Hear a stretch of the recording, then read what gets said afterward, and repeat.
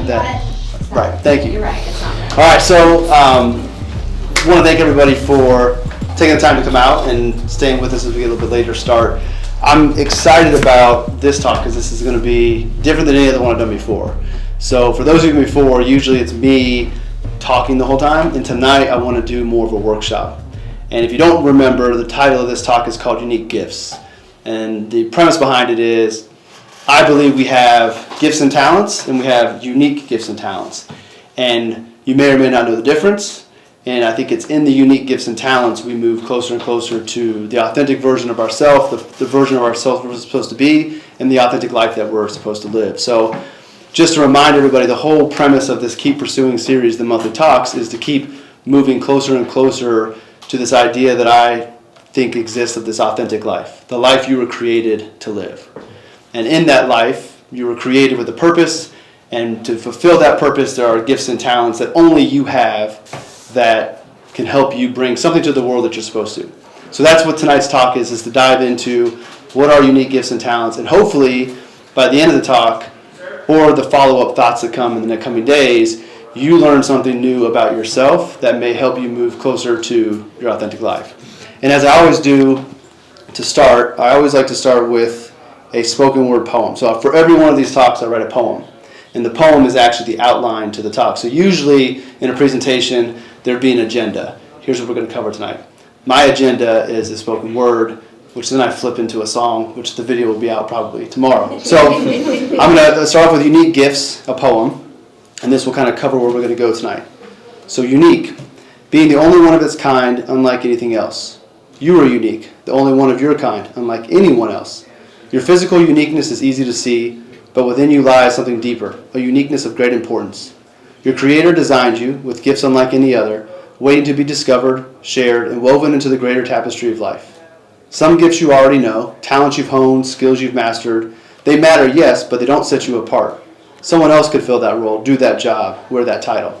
I'm a financial advisor. I do my job well, but there are thousands like me with the same knowledge, the same technical skills. Yet what makes me irreplaceable? My true gifts. The one no one else carries in the exact way I do. Creator, communicator, facilitator, source of energy, guide. These are my fingerprints on the world. These are the gifts that make me, me. And you, your unique gifts are waiting to be uncovered, explored, tested, and shared. They are your purpose, your joy, your fulfillment, and maybe even your prosperity. But what if you don't know what they are? Don't worry, I've got you. Let's start here. What lit you up as a child? What did you love before the world told you what mattered? Before you learned to doubt, before innocence gave way to expectation? What are your passions, especially the ones you neglect, the ones your heart aches to pursue? Your heart whispers truth, a direct line to your higher power, guiding you towards your calling. What interests you, but you've never fully explored? Passions often spark. Will you let yours ignite? And what if you're good at something but feel unfulfilled in how it's used? Could your gift shine brighter if channeled in a new way? Sometimes we hide our uniqueness by using it in the most common form. If you could do anything, what would it be? Does it align with the answers above? These are the threads. Pull on them and see where they lead. Your unique gifts will not stay silent once you start listening. They will pull you forward. They will call you home. Still unsure? Let me give you a few guiding lights. Look to serve others. Your gifts will always create impact. They don't have to be your career. Purpose doesn't always mean profession. Fear is normal. Lean into it. Growth lives there. Explore, experiment. You don't find your gifts by standing still. You were created with a purpose, a calling that only you can fulfill, a role that only you can play. The world needs your gifts. So that kind of creates the arc of where we're going to go. Way better than an agenda. Oh, I appreciate it. But you couldn't follow along. That's the only downside to it. I was tracking. So, That's good. So I want to start off by defining unique gifts. And simply put, the unique gifts are gifts and talents that you have that no one else in the world has. They might be similar. Zach, professional basketball player, he has gifts and talents that allow him to play at the highest level. Roman has gifts and talents as a basketball player. My dad had gifts and talents as a basketball player, but they never made it. Well, Roman we don't know yet, but he never made it to the pro ranks, and neither did I. So you can have gifts and talents that may or may not be your unique gifts and talents that others share. I would argue that Zach's are unique to him because it's allowed him to rise to the highest level. But even at that level, his skills are different from other people, which is what makes him the best player that he can be. The player that his team needs and will take him to the higher levels because he crushed it this year. So I also think sometimes it's easier to contrast something to find the definition. So if we look to how do we differentiate unique gifts and talents from your normal gifts and talents, I think your normal gifts and talents are things you may already know. You're already using them, you've been using them for a long time, and they might be the gifts and talents you think are your unique. So for example, I'm a financial advisor. I have gifts and talents that allow me to do a good job for my clients. I build a good business, but there are lots of financial advisors out there. You could replace me from a technical standpoint. I would like to think that other skills I have make me irreplaceable to my clients, but from a technical standpoint, you could pick one of 1,000 advisors, put them in my place, and my clients would be okay. So those aren't my unique gifts and talents. They're just gifts and talents that I have. Basketball, again, could be another one. Communicating could be another one. I'm not on the level of other communicators, one that we're going to hear tonight or see tonight. So is that a unique gift or talent? I don't know. But the difference is you share your regular gifts and talents with other people, and they don't separate you, and you are replaceable. Not that that's a bad thing, but it's not unique. When you find your unique gifts and talents, you are irreplaceable. And maybe make you irreplaceable to a small group of people, but you are irreplaceable because nobody can do those things the way that you can do them. And I believe that when you tap into those unique gifts and talents, that moves you closer to your purpose because they're unique to you because only you have it. And if only you have those unique gifts and talents, how did they get there? You were created with them. There's a purpose that you have those. So that's how I think about gifts and talents and unique gifts and talents and how you differentiate them is the unique ones are the ones that allow you to do things that no one else can do. And we'll dive into why those are so beneficial, how they can separate you, and all the things that come with it. But I want to take an example. I want to take a look at an example of somebody's unique gifts and talents. So there's a guy that I found on Instagram. His name's Devin Rodriguez. He's an artist. And what he does is he finds people in New York City, in the subway, around town, and stops them and sketches them while he talks to them. So I'm going to jump around this video because it's a few minutes and I won't walk the whole thing. But like painting watercolors all around, and people kept telling me like, why don't you paint your own city? And I was taking it for granted. So recently I did this painting of like a skyline in the sunset. I'm gonna give you one as a gift. Yeah. So you can have this. So obviously you'll be able to see he's talented and gifted when it comes to art. And that is a unique gift and talent of his. Yeah. So you're the first one to have this unreleased print that comes out March 22nd. That's what's up. Yeah, you're welcome. So you can remember New York. Now that you love it again. But you can see he picks out unique individuals walking around town. And this other one will show you the final product of his sketch of her. Hey, what's up? Cool tattoos. How you doing? My name is Devon. I'm a local artist. I love your look. I would love to paint your portrait. You got time right now? Yeah? Alright, let's do it right there. What's your name and what's one of your biggest dreams in life? My name is Serena. One of my biggest dreams on an animal shelter. How long have you wanted to own an animal shelter for? I love animals. I always So let me get towards the end. That's great. So here he is talking to her on the streets of New York City, watercolor painting. I mean, that's a unique gift and talent to be able to do it that well. Thank you so much. Thank you. So I got the Japan so that you can manifest your dreams of going So to she said she wanted to go to Japan. Got the Mount Fuji, got the microphone. So these are just like vision boards, so like you can manifest this. Thank you for sharing your story with me. So, and he does this all the time. He has 12 million YouTube subscribers. And I would argue to you that his art is one of his unique gifts and talents. That's what he started to tap into. That's what took him out to New York City, filming these things. But I don't think that's his greatest unique gift and talent. I think he could be a successful artist just doing art, but what his true unique gift and talent is his ability to storytell. It's his ability to get people to trust him as a stranger on the streets when people probably look at them with, thoughts that are not necessarily nice, making fun of them, a woman that has all those tattoos. And he sees her, brings her down, and gets her to open up on the streets of New York City and share. It's his storytelling, his ability to get people to trust him and put that out there, which is why people come to watch his YouTube. He has 12 million subscribers, not because of the art, but because of the story. And that's a unique, it's inspiring to others. It's uplifting to that individual. Who knows what her day was like, and she gets this opportunity to get that New York City painting and then get a painting of herself. And I can't tell you how many of those videos I've watched where the person ends up crying when they see this illustration of them that he's just doing while he's talking to them. I have no idea what his financial situation looks like, but I know he is flying around the world doing art, doing things like that. He's been to the White House. He's talked about how he's taking care of his mother and his grandmother, all because he found what his unique gifts and talents were. And he didn't stop. That's the thing. It was art that started it, but then it kept on evolving to what we just watched. So that's an example of, if you tap into what your unique gifts and talents are, it can take you to things that you never would have imagined. Now, every time those videos come up, I always watch them. So inspiring. It's amazing to watch like the sketches, but it's so cool to hear the stories of these individuals walking New York City that you would look at them and make one judgment, and when you hear their story, it's a story you never would have imagined. Which brings me to our first exercise. I told you it was going to be a workshop. So everybody should have a little packet, and there's a little box. You don't have to write sentences. You're going to take this home. We're not going to share it tonight, especially given the earlier events and putting it behind schedules.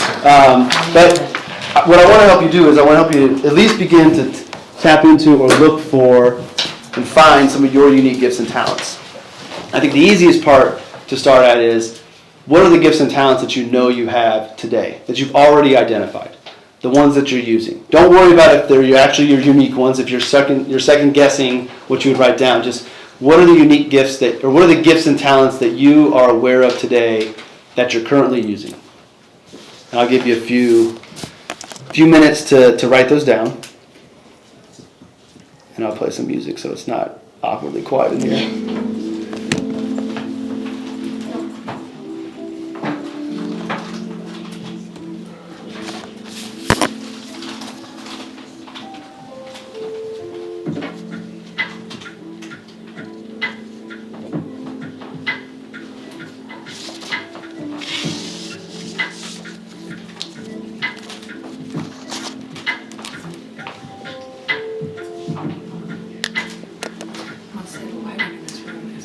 Better? You want pen and paper?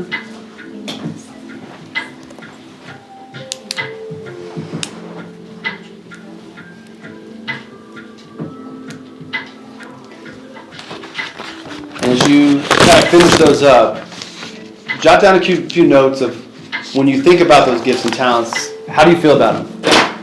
Like, what's the emotion that you feel when you think about those, when you think about them or when you write them down? How do they make you feel? Do they excite you? Do you feel fulfilled? Are they just kind of like, well, it's what I've always done? How do you feel about it?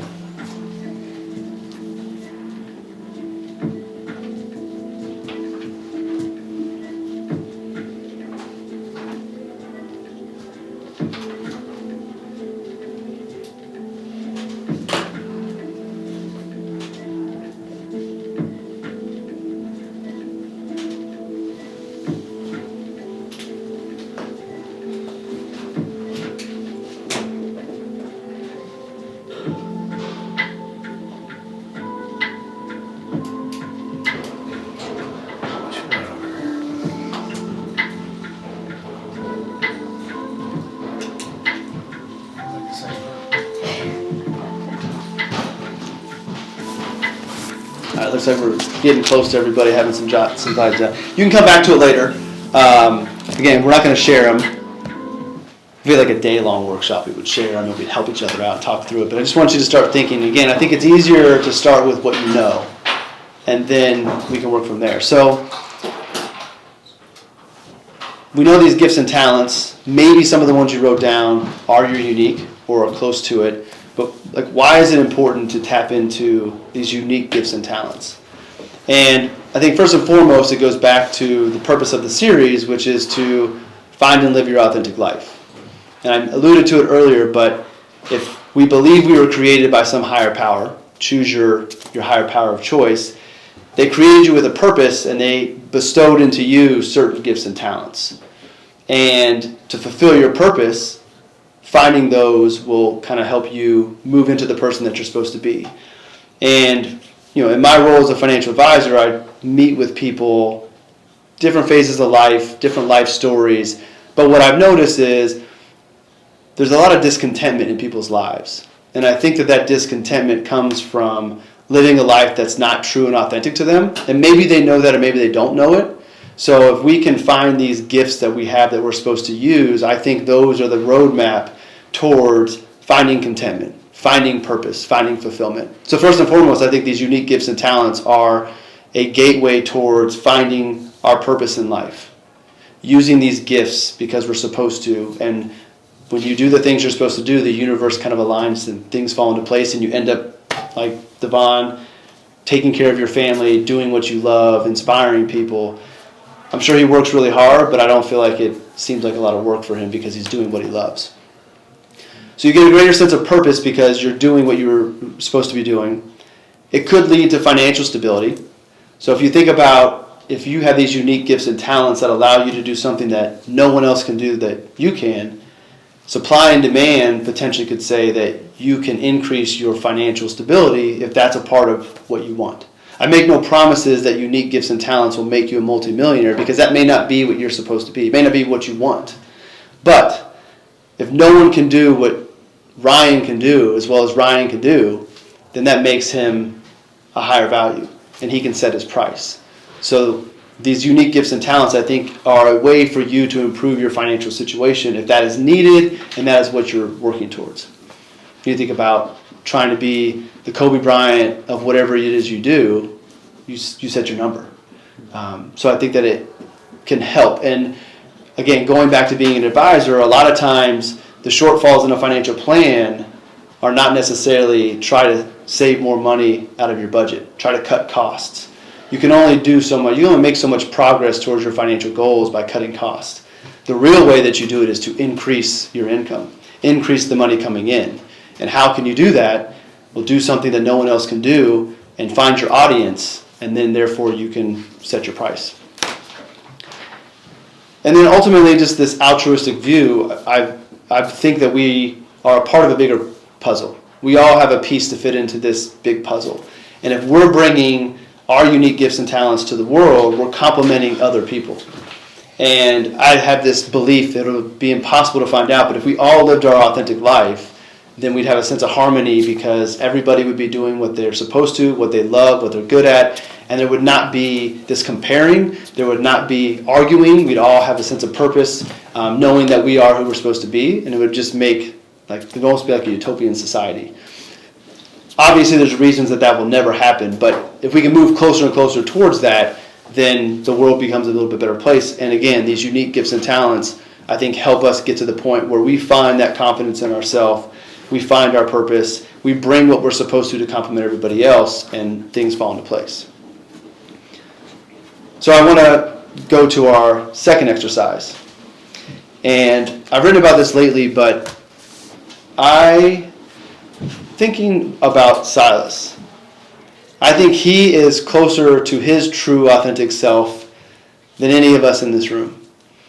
And I think that in our youth, our innocence allows us to be who we're supposed to be. It's not until we get a little bit older. He's getting close to that point where he cares about what other people think because he has older brothers that kind of move him along faster. But if you think back to when you were younger, you think back to your kids, they don't get embarrassed.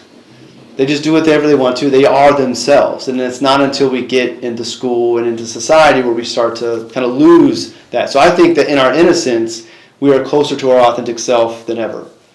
If that be the case, it might be hard, especially for some of us in the room who's a long, long time ago. But think back to your youth. And what were the things that you loved? What were the things that you were good at? What are the gifts and talents you had as a kid that is maybe you're not using today? And jot those down. And they could be some of the same ones you have today, or they could be things that you've left in the past because we've grown and aged.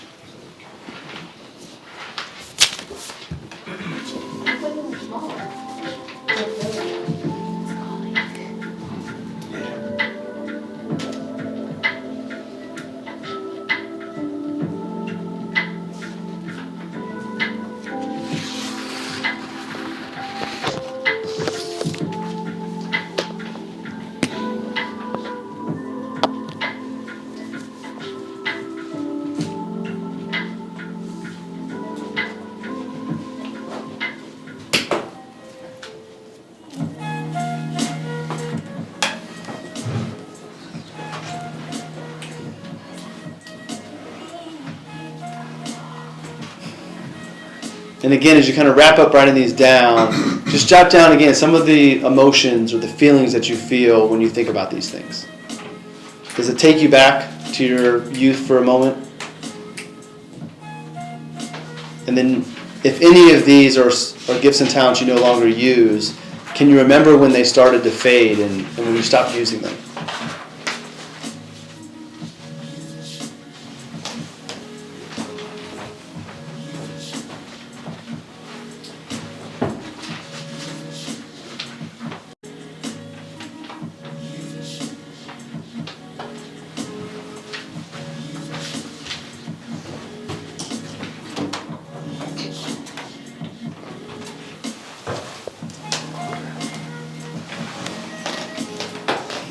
I get some airflow from that window to this door. I feel bad for Dave. He's got a sweater on. All right, just another minute or so. And again, you can come back and then finish these exercises.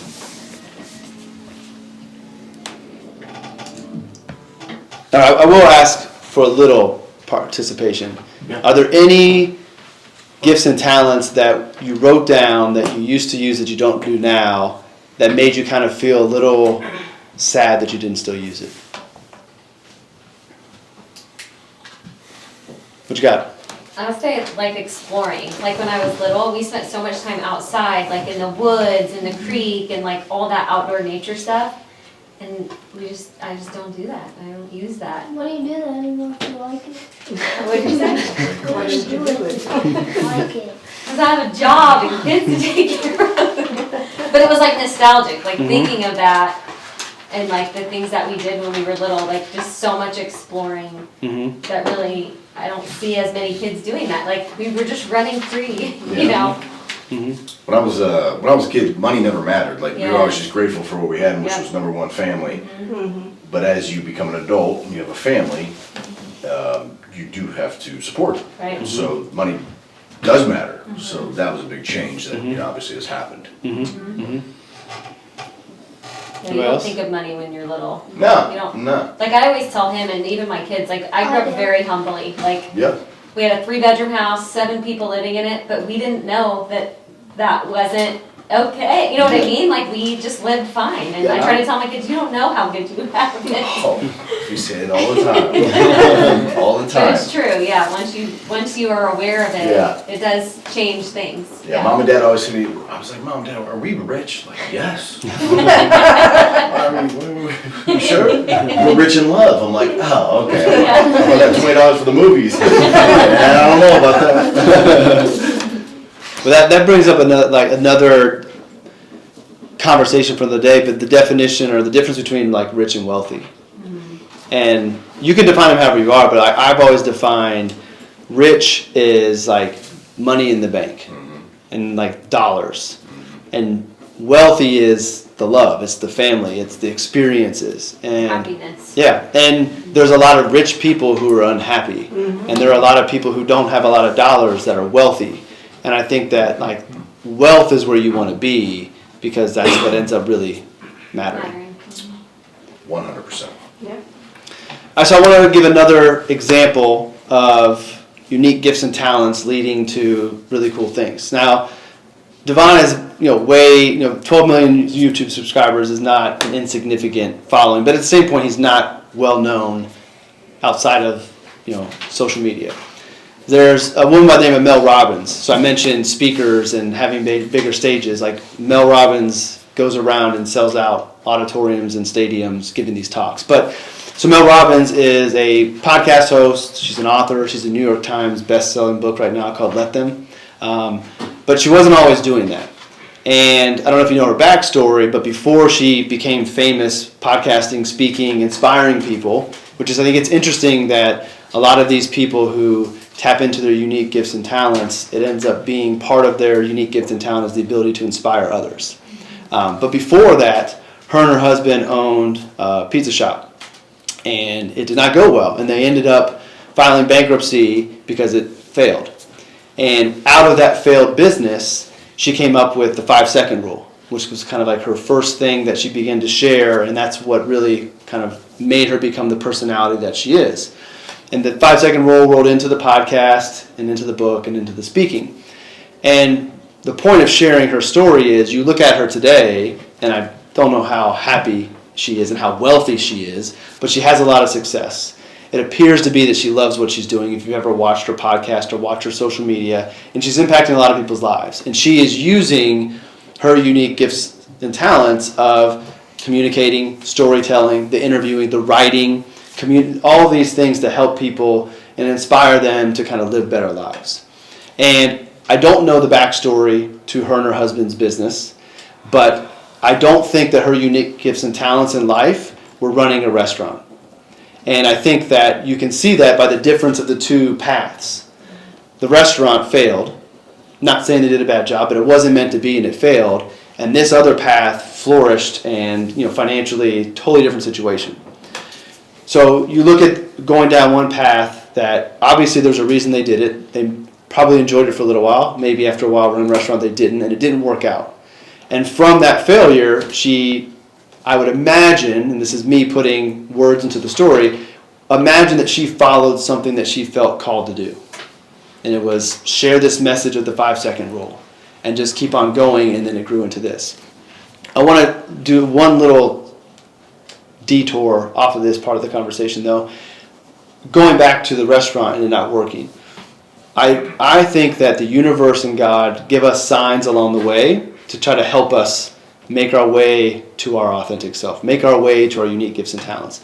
And again, I don't know the full story, but I wonder if while they had the restaurant, there were little signs along the way telling them this isn't it. And I have a belief that these signs start out quiet, and the more we don't listen or we ignore them or don't see them, the louder the signs get. And sometimes they have to get so loud to grab our attention that it's a traumatic event. Could be a health scare. You could not taking care of yourself, you end up having an anxiety attack that you think is a heart attack and it wakes you up. Or you have a business that fails that forces you to go file bankruptcy and you're starting over from scratch. My hope and the reason of bringing this up is just to make you aware to pay attention to these little signs that may be coming to you. They could be things that happen in life. It could be the business was doing bad multiple years in a row, but sometimes it's a feeling that what I'm doing just doesn't feel right. Pay attention to those little signs and don't ignore them, because I do think they compound, but I don't think they have to. So I understand why people find themselves and move closer to their authentic life and have a second chance coming out of a very traumatic event, but I don't think we have to seek the struggle to find ourselves. I think we can do it if we can be proactive if we're paying attention. So if we can avoid having any of you experience what Mel and her husband experienced and then find your way to the other scenario without going through that, I think that's great. That doesn't really tie into the unique gifts and talents, but I do think it's something that I just want people to pay more attention. I think we get these clues, and so often we write them up as chance or coincidence, or we just don't even pay attention. Pay attention, and you will notice these little signs, I believe. So Mel Robbins is another one. Not doing her authentic path led to the failing of a business, but from that came following the unique gifts and talents to having a major business impacting lots of people's lives. So I think that that's a really cool scenario. Are we all destined to be Mel Robbins? No. We don't need a world full of Mel Robbins. We're all destined to be who we're supposed to be, and I believe that that version of ourselves will take us to where we need to be. So in both situations I shared, and I don't like doing this, but both of them, from the outside looking in, lead to very secure financial positions, making millions a year. Not everybody needs that. And I think that going back to previous talks when I talk about the authentic life, when you're living your authentic life, finances take care of themselves. Going back to, we didn't have a whole bunch of money, but you had a great childhood. You had your family. Things will settle and you'll have what you need, and it becomes easier to not worry about needing more money when you are living the life that you know you're supposed to live. Because a lot of times the need for extra money is trying to find purpose. It's trying to find validation from others. But when you're doing your unique gifts and talents, living the life you're supposed to live, all of that validation comes from within. So I don't love those two, but they are inspiring examples. And I think Devin's is the awesome one. Like Mel's is cool, but I just think his is so awesome. All right, so before we get to the third and final exercise for tonight, I want to leave you with some kind of like hints or some clues. Yes, sir. You take the note. Oh, I saw the picture of me. Thank you very much. Some clues to help you maybe tap into your unique gifts and talents. I mean, I shaved today. I don't know what all that stuff is. I shaved this afternoon. I'm teasing. All right, so if you're unsure, if you look at your list tonight and the gifts and talents you're using today, they feel good, but you're not sure if they're the unique ones. You look back to the ones when you're in childhood and your innocence, and those don't resonate with you today. Like, if you're still struggling to know if you're living your unique gifts and talents out, or to try to find them, how can you kind of look to them? I think the first thing you can do to try to find where your unique gifts and talents lies is to find how you can serve others. I think in service, we can find what is unique to us that we can help other people. I have a couple of quotes I want to read. Muhammad Ali said, service to others is the rent you pay for your room on earth. And then Aristotle said, the essence of life is to serve others and do good. And if you go to pick your scriptures, belief systems, serving others is really what we're here to do. And if we have these gifts and talents, again, that complement others, how can we use our gifts and talents to serve others? And in that service, good things will happen to us. So that's the first place I would look. The second clue is your career doesn't have to be leveraging your unique gifts and talents. Especially here in America, a lot of us identify our self and our worth and our value to our careers. One of the first things people ask somebody when you meet them for the first time is, what do you do? Not who are you, what do you do? We automatically identify ourselves with our careers. So we focus and we look at our career to determine that's what we're supposed to do, but sometimes your career doesn't have to be your gifts and talents, and it's the means to an end. And I had a conversation with a friend who's in a job that he doesn't really love, but it provides for his family. When he goes home, he's done. He's been more present with his kids. He's been a better husband.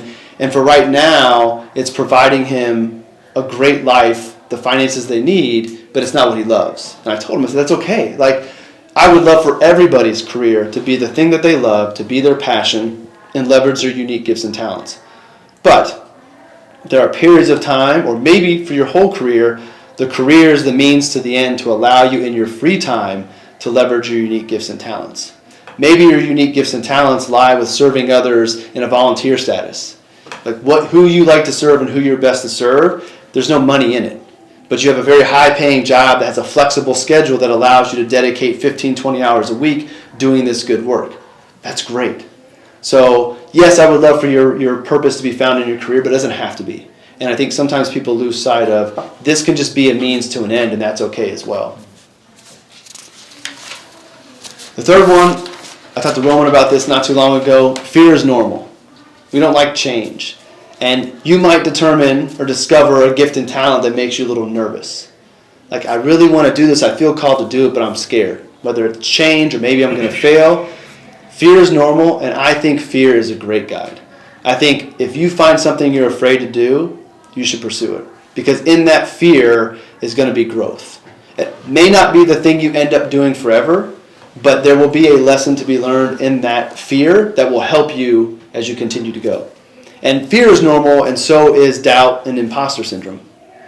So maybe you're not afraid, but maybe you doubt that this is what you can do. Or maybe you doubt that you can do it. One of my goals, and the whole point of this series for me is, I want to be like Mel Robbins. I love being on stage. I want to be a better communicator. I want to tell more stories. I want to inspire people. And in 4.5 years, I want to sell at the Fishers Event Center, having a Keep Pursuing event. But Make sure we all get good seats. No, you got Yes. You're only up there. Yes. I don't get to be there without all of you, so you guys get in. But I'd be lying to you if I told you I didn't doubt whether or not I could do it. I've never done that before. And I'm so grateful that you all are here, but I have 4 people outside of my immediate family that came here tonight. So on the surface, why would I think that I could do it? There's doubt there. But I'm stubborn enough to think that I can do it. I'm not going to give up. But doubt is normal. Don't let that keep you from pursuing it. And then imposter syndrome. Same thing. Who am I to sit in front of people telling them about this idea of an authentic life that I don't even know if it exists. I believe in it, but who am I to sit here telling you how you can pursue this thing that may or may not exist? Because you're confident. Right. But I don't let that imposter syndrome bother me. And I think just like fear, both of those are signs that you're moving in the right direction. I don't know why they happen. Part of me thinks that God and the universe want to test us. How committed are you? How serious are you about this thing that you say you want to do? And that's why a lot of times people will start to do something for a while and then they give up. There's an illustration I love, and I think I've showed it before. There's a guy named Jack Butcher who's a creator, and he does visual images. And it's a series of lines that are really low, and then there's a big ramp up. And right before the ramp up starts, he has, "This is pointless." And that's when people give up. They do things for a while, and then they give up. And it's right when they give up is right before the takeoff's going to come. And I just think that we have to be challenged. Like, okay, you say you want to do this. How serious are you going to do it? I'm going to make you scared to do it. I'm going to make you doubt yourself, and you're going to question whether or not you're qualified to do it. And if you keep on pursuing, then good things will happen. So don't be afraid of this. Drawing in your office of like someone chiseling away at something. There's an old cartoon where there's two guys that are digging underground, and on the top one, this guy is, I think it's the top one, he's given up, he's turning back, and like he's probably 1 or 2 strikes away from breaking through the last of the dirt. And there's another guy who's just getting started, and he's just going at it real hard, and you know the guy at the bottom is going to make it on the other side of the wall is like treasure. And he just gave up. He was 1 or 2 hits away, and he gave up. I think we get tested. I think fear, doubt, and imposter syndrome all test us. I think it's really big that we explore and experiment different versions of ourselves. You know, if we're trying to find our unique gifts and talents, if the ones we have now just don't feel like that really makes me different from everybody else or others like me, how do I do it? You got to experiment. And experimentation brings fear. It brings that doubt. I mentioned there will be 2 more rap videos coming out. That's me experimenting as a rapper, which is ridiculous.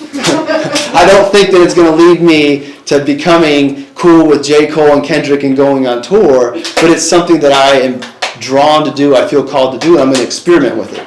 And maybe all it is it ends up being inspiration for somebody else to try something they wanted to try.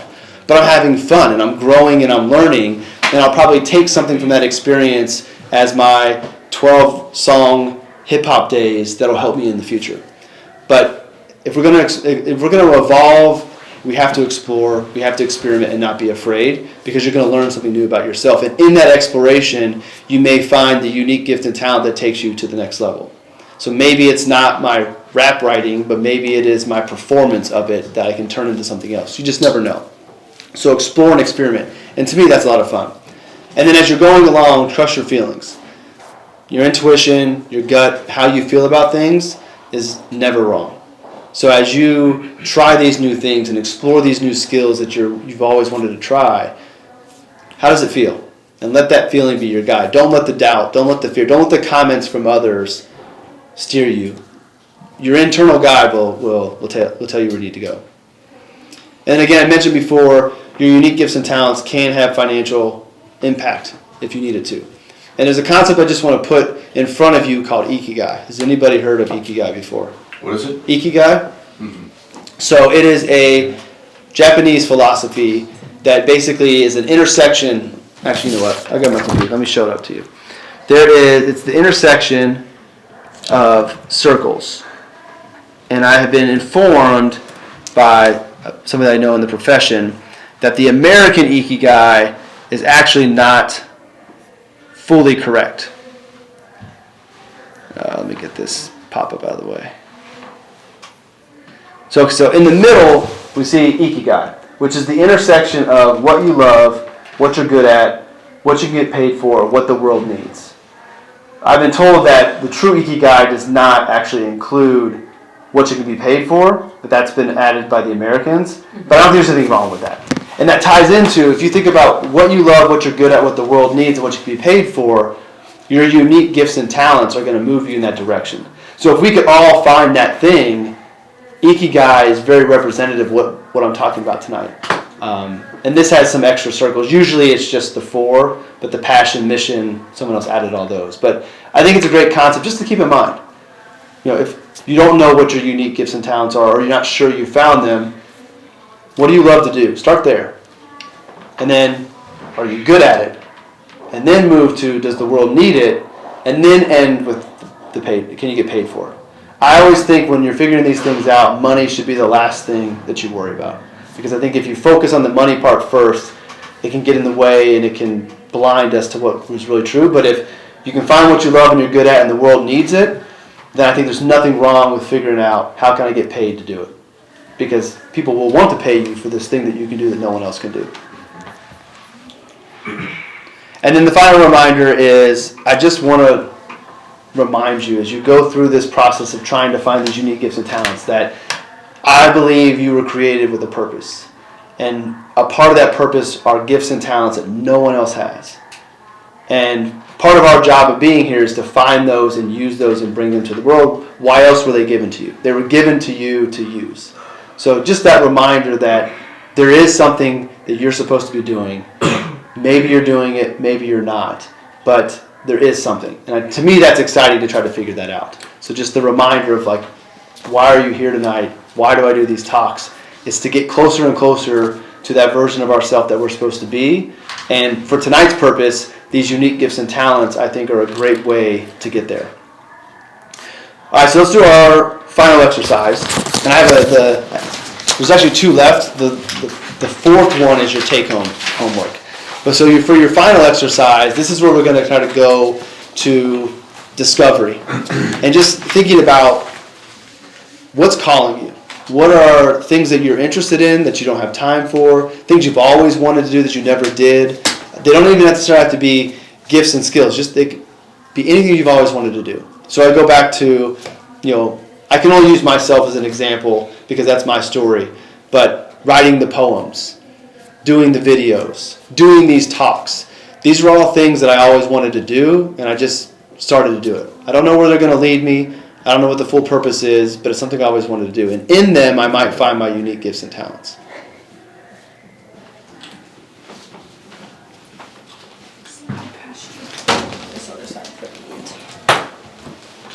And another thing to think of is, like, if you could do anything in the world, what would you do?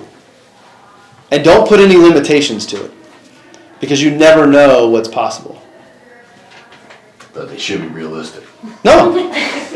Put the unrealistic out there, because who knows what's realistic? Like that's a constraint that we put on ourselves.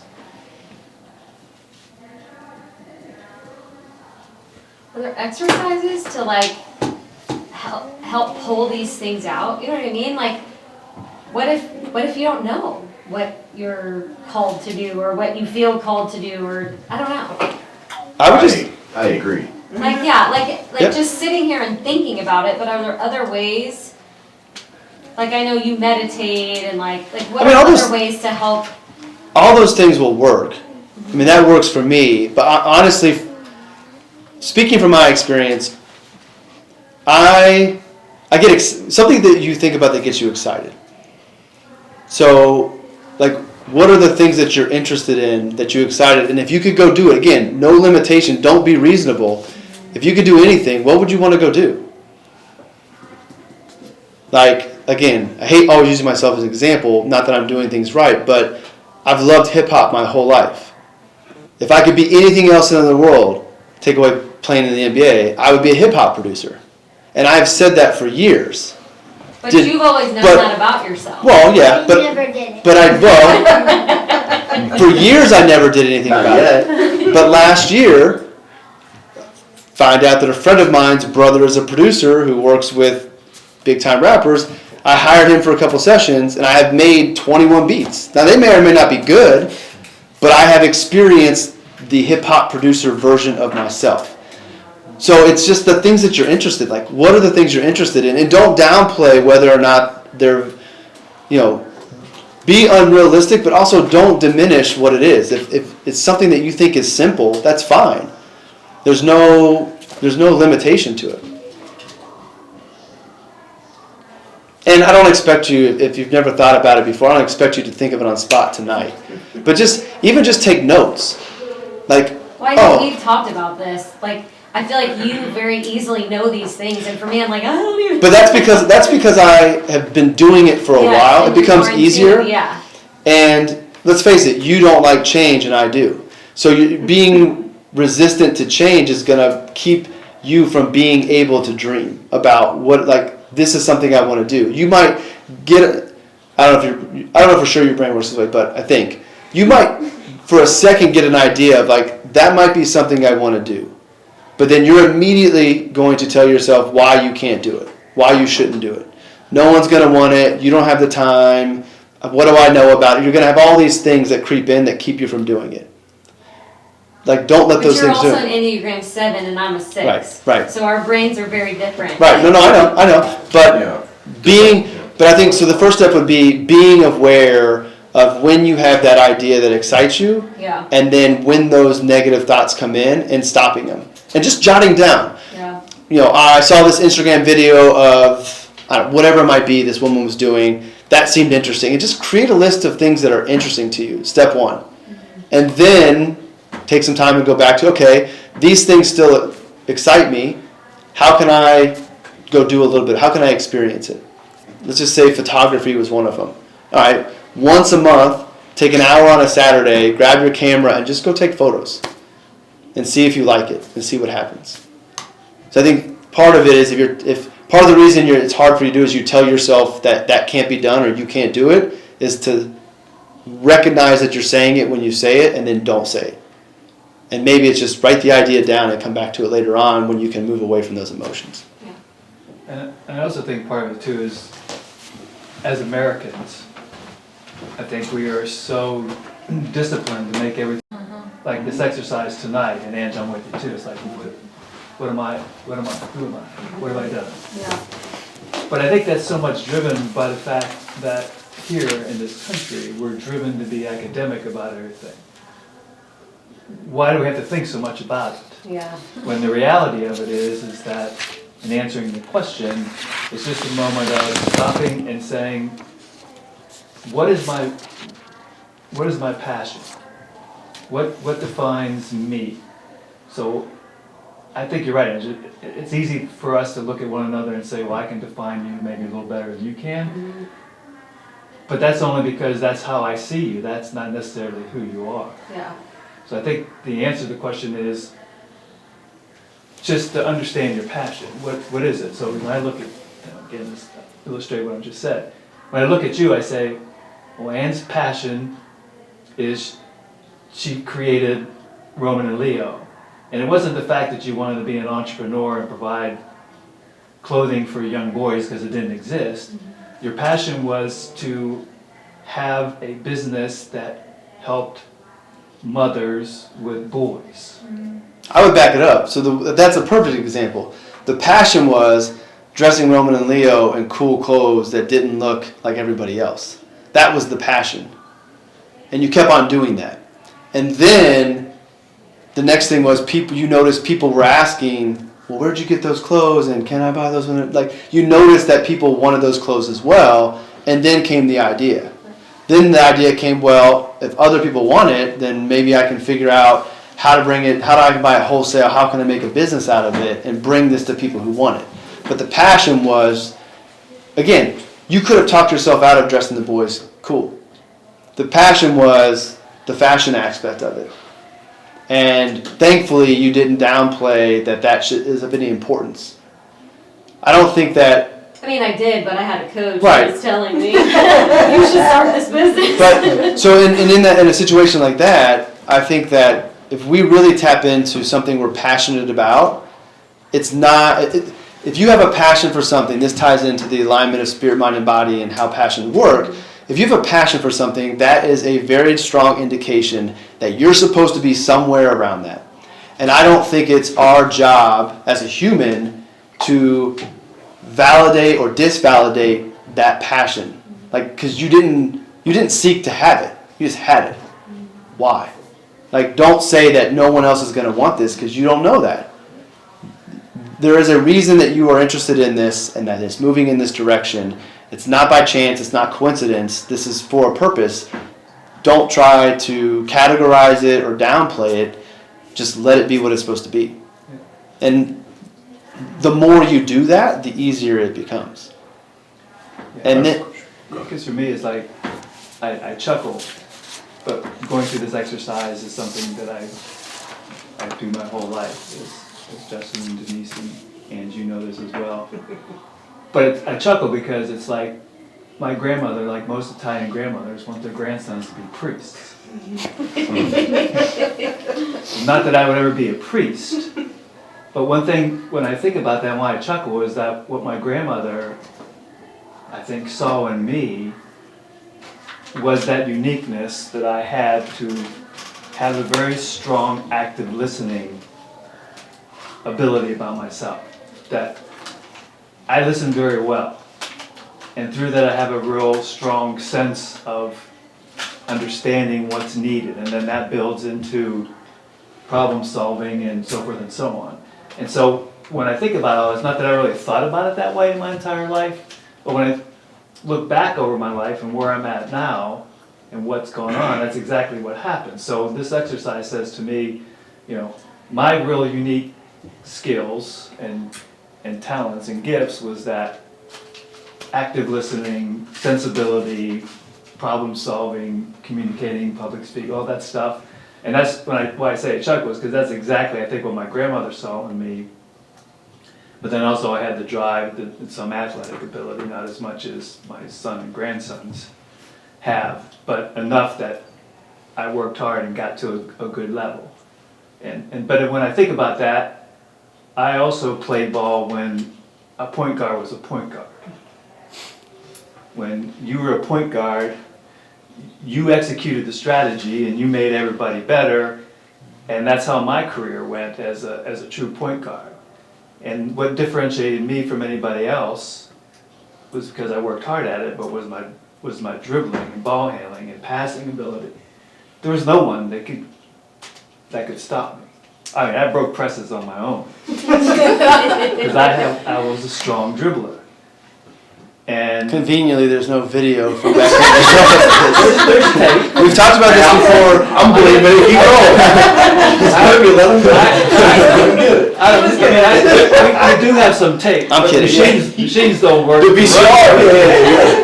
But I could bring people here that give you first-hand testimony. I believe you. Confidence. Couple of them who did play in the NBA that I played against, and Yeah. they couldn't even guard me. Anyways. Anyhow, so the bottom line is, I like it. but I think that's the exercise that why we're here tonight is to understand. But I'm saying, I'm like you, man, just strong. But if I go through something, but I think the real lesson is that we think too hard. Mm-hmm. And we just had to say, and you know who you are, and that's your skills. Denise knows who she is, and she knows what that is, and all of us here are. I think, Jay, you said it tonight, we're just afraid to put it down and work on it and make it happen, right? Yep. What were you going to say? I think I could check it right now if I want to go to get coffee. I can still do it. Lay some money. I don't know if you don't need shoes. Take them off. Shoes don't matter. Not the shoes. I like it. I love it. Not the shoes. This one's tough because you could be in a very good spot currently. And so some vision of different aspects that, and I want to ask, can they be reality? Like, I mean, anything NFL oriented at almost 40 is not going to happen, but something else related to NFL could. Do I want to, that's a shift that is so aggressive and out there that I'm also a realist, but I'm also, back to what you were saying, to one of your points, was that we are, and maybe you're too, we are our own biggest critics. Like nobody tells you no before you tell yourself no, right? I mean, you look in the mirror and you're like, I'm already saying no to myself, but not one of it. Nobody's ever said no to me that I can't be in the NFL. I'm already saying myself, right? Or not the NFL, but something related to it. But the point is when you're in a good spot, there's some flow and some confidence and just kind of some swag that you already have going that you feel like everything's going well. Not that it, and then when usually, at least from my personal experiences, when adversity hits, then you got to go and start really jotting down some things that where you got to start to veer and get in a groove with pretty quickly. But that's why it's like, man, how do you put something down here that you want to go pursue, if you don't know exactly what that might be from a realistic standpoint. Not that anything's unrealistic, but I think we're all real here, and it could be because we're Americanized to a certain degree of, you know, what the potential is and necessary to get to certain levels. But that one's a tough one, you know, because that's one I can't quite figure out. Given just, you know, which is, it's not a bad thing, but at the same time, I want to participate and I want to put something down there, but it's like, what could that be, you know? And it's something that's, you know, it's going to take some time to think about, which is great, because that's I like thinking about stuff after you know, lead meetings and things of that nature. Well, there's no participation ribbon or anything tonight. So really, like, Yeah. I don't have, like, the thing that's hard for the work that I want to do, especially like the conversation tonight, is I don't have the answer. Sure. Only you have the answer. And the answer's already inside. We just have to figure it out. This exercise may not be for today. Going back to my friend, what you're doing now, the success you're having, taking care of your family, the flexibility, the ability to coach and be present, that might be right for you right now. This exercise might be for when the kids get older. And thinking about it today may plant the seed for what it is in the future, so that when that time comes, you're not trying to figure it out at that point. And what I really hope is just that from this conversation, you just have an awareness. So that when you're driving to the hospital and you listen to a podcast and you hear somebody doing something that sounds cool, you just jot it down. Like, hey, that sounds cool.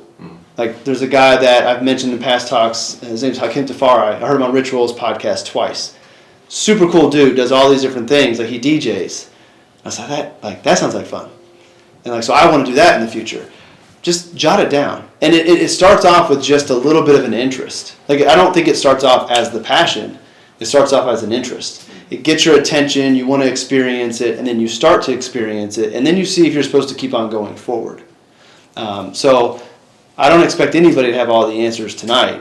And really what I hope for is out of tonight, you just have a greater awareness of paying attention to how you feel about things. Because going back to the thinking, if we can move away from the thinking and follow more of the feeling, I believe the feeling is going to lead you where you're supposed to go.